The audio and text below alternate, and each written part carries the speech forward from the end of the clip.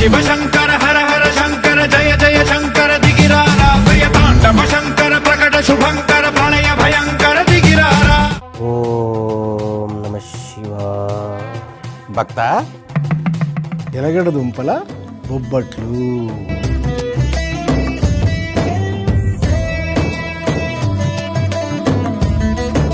అంటే అంటే మా బాబాయ్ ఆ చేతులతో తెగ కొడుతున్నాడు. ఆ చేతులు పని చేయకపోతే తదాస్తు. సగ్గుబియ్యం పాయసం చేస్తా.